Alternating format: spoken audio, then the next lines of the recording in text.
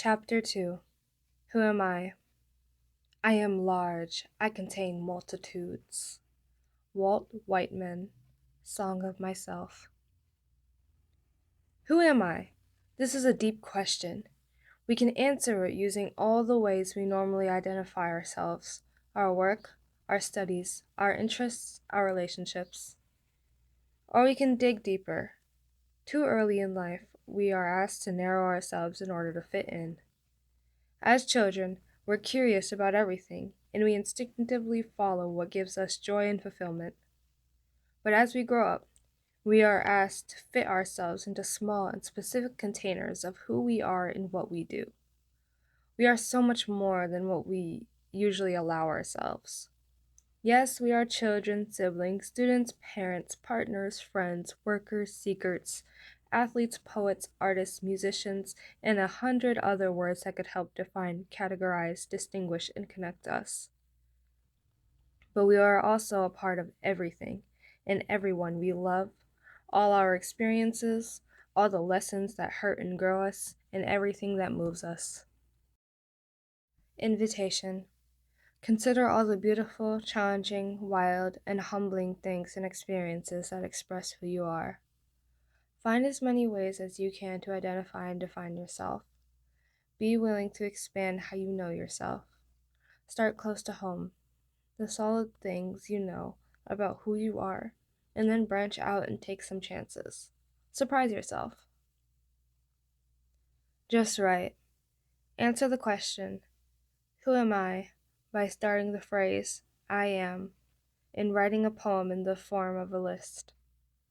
This can be done as a solo writing invitation, as a dyad with another person, or in a group.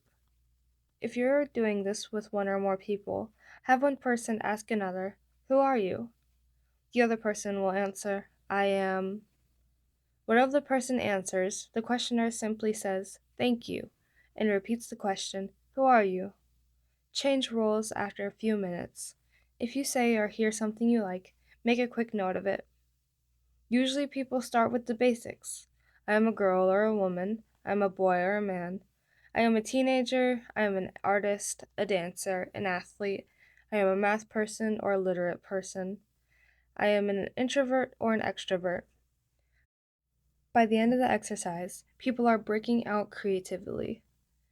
I have heard, I am the wind, I am a thunderstorm, I am the earth, I am midnight, I am a swarm of bees, I am a juicy mango, I am a sign that says hello. Examples. Who am I? Chris, 17. I am the air and the sky, and a blue so clean you can drink it. I am the teeth of the earth that turn everything back into compost. I am the smell of decaying leaves in the woods where the mushrooms grow. I am the silence before the storm and the boom of lightning when it strikes. I am the empty street at night, listening to the wind. I am my mother and my father, yelling and not hearing each other. I am the dark freedom right before I fall asleep. I am the song you hear in your head, but you can never remember well enough to sing. I am the stars in Orion's belt and the spurs on his boot. I am the starfish regenerating an arm. I am the tears that make up the ocean, that salty mouth that ate my brother's boat. I am Eve, 9. I am a tiny speck of hope in the wind. I am the one that wakes you up with my song. I am the one whose heart is pounding before a performance. I am excited, I am excited, I am excited. I am the gentle whistle of the wind. I am the instrument that moves with the day. I am the one who can't be seen but can be heard. I am the things that whirls and runs because of a ball of music inside you. Breaking open. You have to keep breaking your heart until it opens. Rumi. Sometimes it's hard to get started in our writing. Often we have so many overwhelming, conflicting, and confusing thoughts and feelings that we get blocked and cannot access any of them. When this happens, it's helpful to have a reserve of questions to ask ourselves. Questions that help us break the ice and break open, so we can get to the core of what we're feeling and find the words to name those feelings. Naming our feelings makes it easier to sort them out. Naming them gives us the power to work with what's there. Invitation. Read through the breaking open statements below and choose a few that provides an entry point into where you're feeling in this moment or into something you'd like to explore in your writing. Just write. Complete one or more of the breaking open statements below. Read back through what you've written and choose your best lines, words, and images. Use these to write a poem expressing how you feel and what you're going through, what you're learning about yourself. Breaking open statements. If I could say what I really mean, I would say, my heart longs for, my body wants. What I most desire is, I'm sad because I made a mistake it really pisses me off when I'm angry at this person because when I'm anxious, I feel stuck when what really stresses me out is I feel hopeless when how I work with illness, disability, or a current challenge is to calm my anxiety. I am proud of myself for my wisdom says, if I hope in my heart, I feel inspired when I feel most alive when my happy place is. Example, my illness isn't beautiful. Katie, 19. My illness isn't beautiful. I do not bleed roses. The tears that I cry are not drops from the ocean. My illness is not beautiful. My illness is my stomach. Could eat every cookie in the kitchen and still feel empty, forever hungry, but for what? My illness is my legs, like cannonballs I'd trudge, tons tied to my ankles as I walk through the halls. But alas, they never see. My illness is my throat, filled to the brim with boiling water, gasping for air, choking on words, and they wonder why I stopped raising my hand. It's happiness is a choice, and you're too fortunate for this. As if I don't wish on every eyelash for a glimpse of the sunlight that you see. It's the walls, the walls, the walls. I reach out my hand, but they're not windows after all. They've left me in a box where it's cold and dark, so even with my best friends, it's just me and my walls. Now here I shiver, at the foot of my bed, my eyes black holes. I'm an empty shell, with shoulders, knees, and toes. So once all my dreams have been sipped out by a straw, can you finally see that my illness isn't as beautiful as you might have thought? But now here I stand, with color in my cheeks. I fought for so long to feel anything at all. My glow when I see loved ones. I cry tears of joy at the movies. I sing songs of strength. Lyrics surge through my bones. I can move mountains now. Pride fills my insides. But please do not forget, it's my progress that is beautiful. My illness is not. Dig deeper. What gives you energy? What drains you? How do you nurture yourself? Who or what helps you feel safe and protected? Who do you go to when you need help, support, guidance? Who or what inspires you and why? What ways do you use to numb or distract yourself from what you're feeling? What are your strengths and weaknesses? Who are your closest friends, family, allies, and why? What do you love most about your friends and family? How do you define health? If you could travel anywhere in the world, where would you go and why? If you won the lottery, what would you do with the money? Which humanitarian or environmental cause would you like to support and why? Childhood photo. Look at a photo of yourself when you were young, 3 to 5 years old. It's hard to believe you were ever that small or young. While we grow and change throughout our lives, something in the eyes remains constant. When we look at a photo of ourselves and into our eyes, sometimes we can see ourselves looking back. What does this feel like? What can we learn from our childhood selves? Does your younger self have a message for you, or do you have some wisdom for them? Invitation. Choose a photo of yourself from when you were 3 to 5 years old. Pick one where you were looking into the camera. Spend some time gazing into your own eyes until you see the person you know as yourself looking back. Say hello. Just right. Ask your younger self if they have a message for you.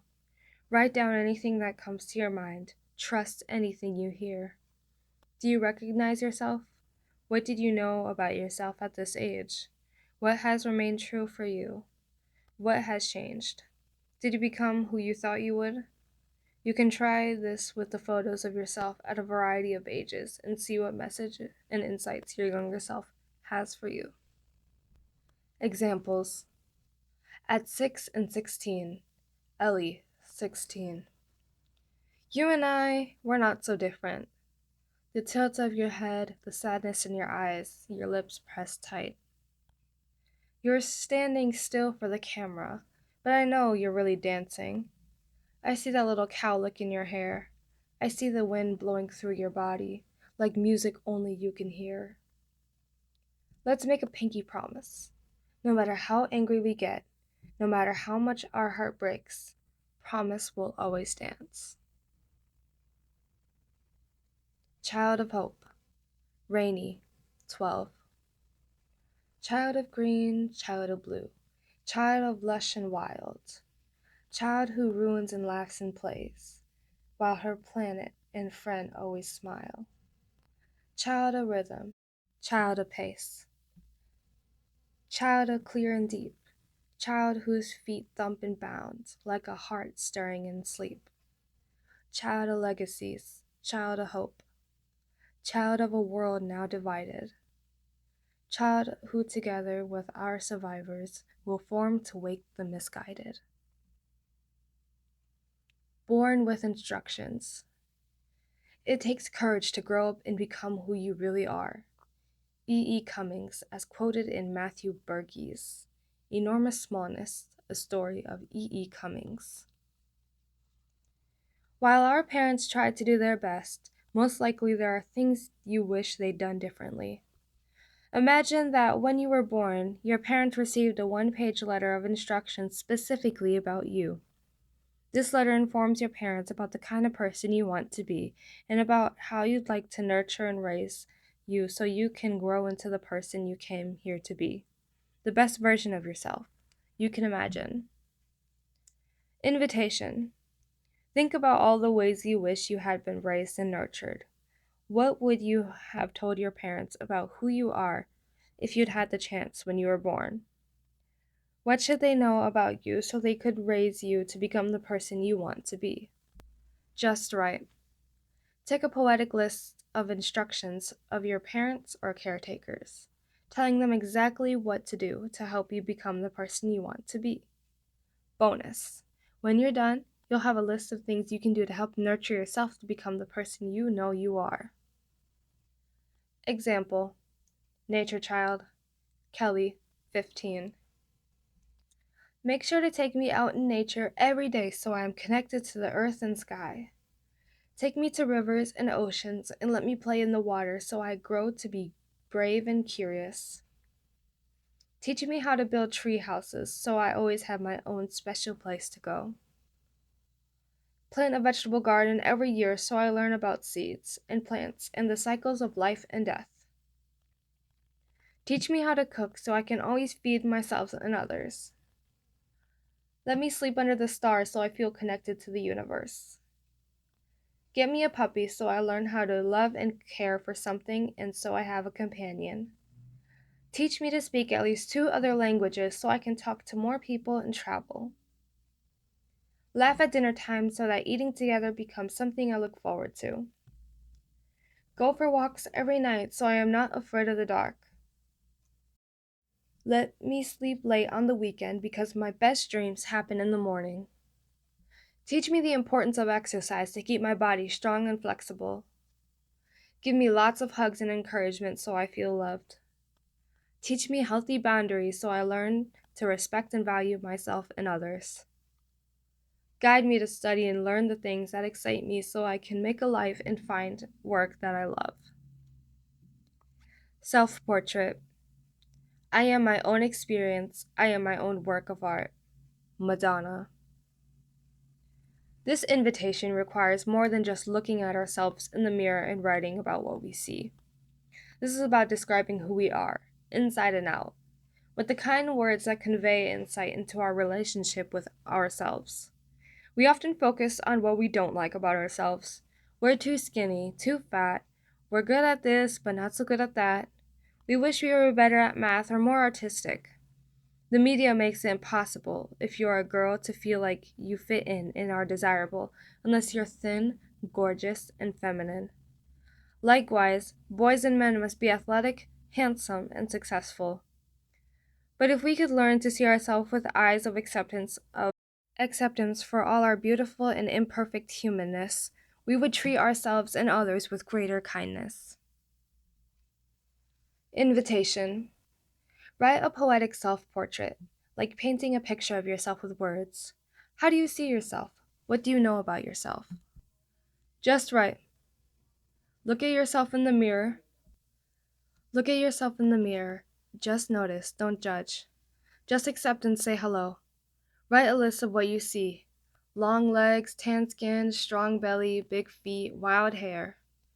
Next, write a list of all these adjectives you can use to describe yourself. Kind, wise, silly, creative, fierce, loving, loyal, truthful. Now take your lists and choose a few points from each, and write about yourself as if you were painting a picture with words to tell someone who you are. Describe aspects of your appearance and weave in your interests, accomplishments, fears, dreams. You, like all of us, are a work in progress. Be kind and patient with yourself. It takes a lifetime to become who we want to be. Example: Queen of Gorgons, Amelia, 15. Eyes of tinted glass behind oval frames, turn the world a shade of blue.